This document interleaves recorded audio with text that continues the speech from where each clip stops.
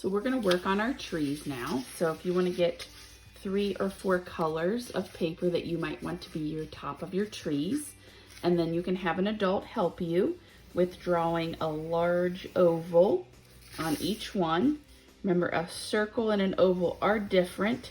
I'm kind of making them different sizes, but overall, they're gonna be about this size. So I'm doing one on each, and then next we're going to cut them out. So let's get our scissors. And remember, thumbs up. My thumb is facing the ceiling, and I'm going to cut carefully on my pencil line around, turning my paper as I cut, just like we did all those practices with circles. And we're gonna do each one, so I'll come back when I'm finished. So I'm gonna get all of my ovals together here. They're all cut out. And then I'm gonna get some of those things that I did my rubbing with on my practice page, and I'm gonna put that on some of my trees. So I'm gonna lay this on here. I'm gonna put a blue, because that's a darker color. And then I'm going to rub that texture onto my oval.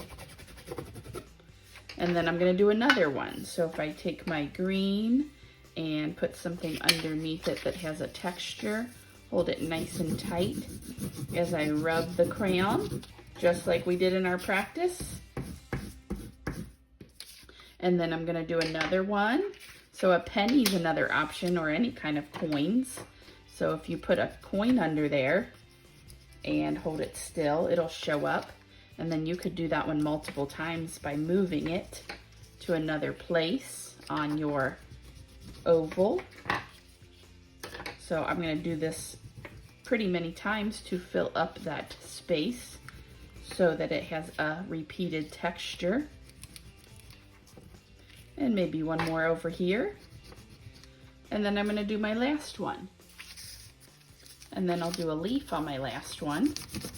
So I have lots of different textures on all my ovals.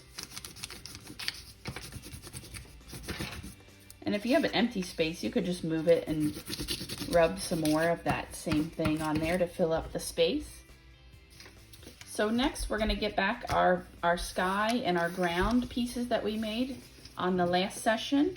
We're gonna flip the ground over and then get your glue bottle I gave you and your supplies, and you turn it left to open it. So if you look at the tip, it's open, but if it goes like this, you can see that it's closed. So if you open it, it kind of looks like it goes down, and you can see that. So then we're gonna tip it upside down, and don't squeeze hard, just squeeze a little bit. We're gonna do little dots of glue along the edge. Little dots, not lots. So you gotta hold your paper as you go up and down, and don't squeeze your glue real hard, otherwise you'll get too much glue coming out. So little dots, and I'm going all around the edge so that it will stick in place. When you get to the other side, we're gonna put our glue down, and then carefully, we're gonna flip it over, and we're gonna line it up with the bottom of the paper. So I'm gonna lay it down a little bit, and then I'm gonna use my hands to line up the side, and over here, I'm gonna make sure the bottom is lined up on the paper too. And then when it's in place, that is when you can push it down, and you wanna hold it and push it and maybe count to 10 or 15. That way we know it's starting to stick. So you can even run your finger along here and make sure you're getting all those together where you had it.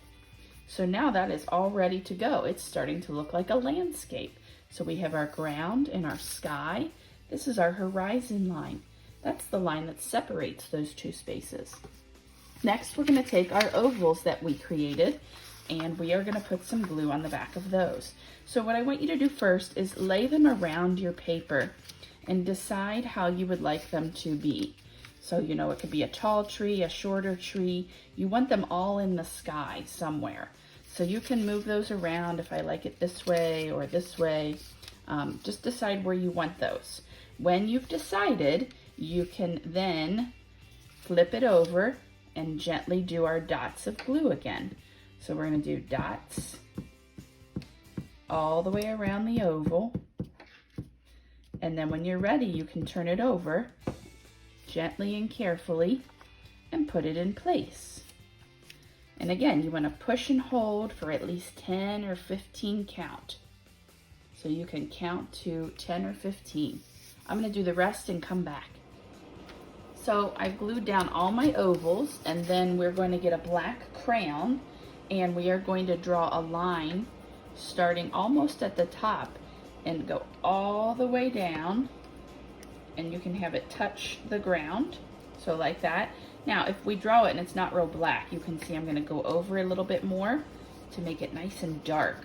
This is going to be the center of our tree. When I get to where the ground is, I kind of have to be careful because it will rip the paper if I just keep going right over it, and especially if it's still wet. So just be careful when you're going from one piece of paper to the other. Like this way works better.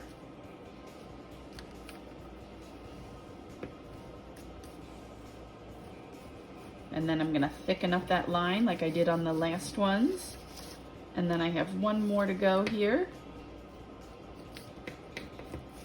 So be careful that you don't rip your papers as you're going, so be gentle with that. And if you need to darken them up, go ahead. The next thing we're going to do is add some branches that come off. So you can, and they kind of look like veins on a leaf, but they look like Y's or V's.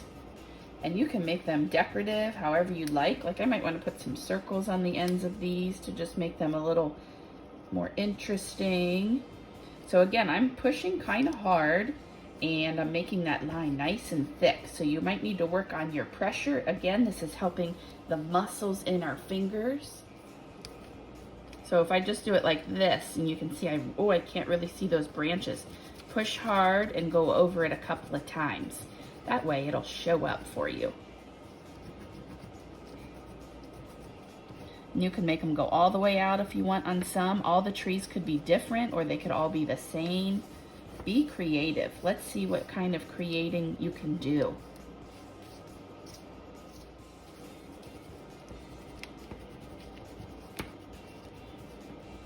So maybe on this one I'm going to do circles. Again, I'm drawing them pretty dark so they show up on our fancy trees we made. So far they're all different, and you can do that. I want you to be creative.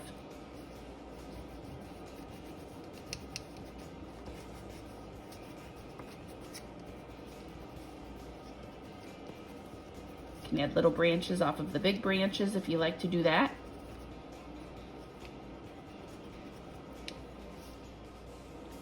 Once you're all finished adding those details, you can take a picture and upload that into the finished landscape media album.